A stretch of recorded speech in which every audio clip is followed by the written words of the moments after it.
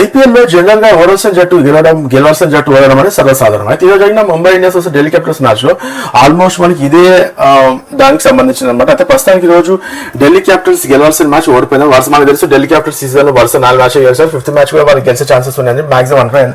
ఎప్పుడైతే మనకి Delhi Capitals starting ఒక 12 అవర్స్ వాళ్ళ బ్యాటింగ్ సిచ్యువేషన్స్, ఆ తర్వాత మనకి 12 ఓవర్ తర్వాత ఢిల్లీ క్యాపిటల్స్ అంత డిఫరెంట్ బ్యాటింగ్ వరుస రకటక వికెట్ కోల్పోయి వాళ్ళు మొత్తానికి మ్యాచ్ చేసిన తర్వాత వాళ్ళ మ్యాచ్ వదిలేస్తున్నారు. అయితే ఫస్ట్ ఇక్కడ బ్యాటింగ్ చూసుకుంటే Mumbai Indians first 20 overs 205 runs చేస్తారు. మనకి ముంబై ఇండియన్స్ బ్యాటింగ్ చూసుకుంటే మనకి సూర్యకుమార్ యాదవ్, తిలక్ వర్మ మ్యాచ్ టచ్ ఇచ్చారు. So Tilak Varma top score, తను 33 balls 59 runs and 6 4s and 3 6s అనమాట. ఆ తర్వాత మనకి చివరిలో నమ్మర్దీర్ good batting and 17 balls 38 runs and తను 2 4s అండ్ 3 6s వల్ల మనకి ఏంటంటే ఈ స్కోర్ 205 runs వచ్చాయి ముంబై ఇండియన్స్. అయితే 206 runs is good score for Delhi Capitals, ఎందుకంటే ముంబై ఇండియన్స్ మంచి బౌలర్స్ ఉన్నారు. మనకి ఇక్కడ ముంబై ఇండియన్స్ మనకి Trent Boult and Bumrah and మంచి బౌలర్స్ ఉన్నారు ముంబై ఇండియన్స్. అయితే ఈ స్టార్ట్ చేసిన ఢిల్లీ క్యాపిటల్స్ స్టార్టింగ్ లో కొంచెం తలపడింది. ఫస్ట్ బాల్ మనకి జేక్ ఫ్రైస్బర్గ్ మెగ్రికి అవుట్ అయ్యాడు మనకి దీపక్ చాహర్ బాల్ లో విల్ జెక్స్ క్యాచెస్. ఆ తర్వాత మనకి బ్యాటింగ్ వచ్చిన కరుణార్ మొత్తం స్కోర్ బోర్డ్ మొత్తం మార్పు చేస్తారు. తను 40 balls చూస్తే 40 balls 89 runs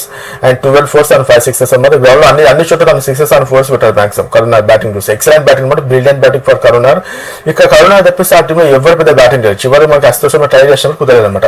అయితే ఇక కరుణార్ మనకి ఒక సిచ్యువేషన్ మనకి 119 for 1 wicket and with 10 overs. Last 10 overs మనకు కావాల్సిన 85 runs అండ్ 9 wickets చేతులు. ఈ సిచ్యువేషన్ మనం ఏమనుకుంటే 81 ఈజీగా మనకి గెలుస్తున్నాం. కాకపోతే ఏంటంటే ఐపీఎల్ లో మనకి రివర్స్ అండ్ ఇవన్నీ జరగడం కావాలి. ఇంపాసిబుల్ అయితే ఐపీఎల్. అయితే ఇప్పుడు లాస్ట్ లో మనకి ఇక్కడ ఎప్పుడైతే మనకి అభిషేక్ షా నా కరుణార్ అవుట్ అయ్యారు, ఆ తర్వాత ఎవరు పెద్ద బ్యాటింగ్ చేయలేదు. కేఎల్ రాహుల్, అక్షర్ పటేల్ వీళ్ళందరూ స్టిప్స్ వీళ్ళందరూ ఇట్లా వచ్చి అవుట్ అయిపోయారు. లాస్ట్ చివరిలో మనకి అశోక్ శర్మ కొంచెం ట్రై చేశారు.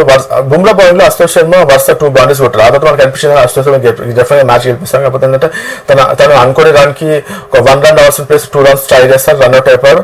అశోక్ శర్మ ఎప్పుడైతే రన్అట్ అయ్యారు, ఆ తర్వాత మనకి వరుస మిచెల్ స్టార్క్, కుల్దీప్ యాదవ్, మోయిష్ వీళ్ళు అందరూ టకటక్ 3 balls 3 run-outs friends. So 3 balls 3 run-outs వల్ల ఏమైందంటే ఒక సిచ్యువేషన్ మనకి కావాల్సింది ఎంత 11 balls 17 runs 3 wickets చేతులు. ఆ తర్వాత వరుస 3 wickets పడ్డాయి.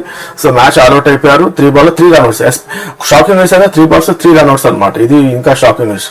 సో ఇక్కడ ఏంటంటే మొత్తానికి ఢిల్లీ క్యాపిటల్స్ చివరిలో ఏంటంటే వాళ్ళు ఎవరి పెద్దగా ఆడలేదు. విపుల్ నిగమ్ ట్రై చేస్తారు, కాకపోతే కుదరదు. అశోక్ శర్మ వీళ్ళందరూ అన్ఫార్చునేట్ బ్యాడ్ లక్ అనుకోవచ్చు, ఎందుకంటే వాళ్ళు అనుకున్న టెన్షన్స్ లో వాళ్ళు ఒక్కడైనా 2 runs ట్రై చేసి వాళ్ళు రన్అట్ అయిపోయారు.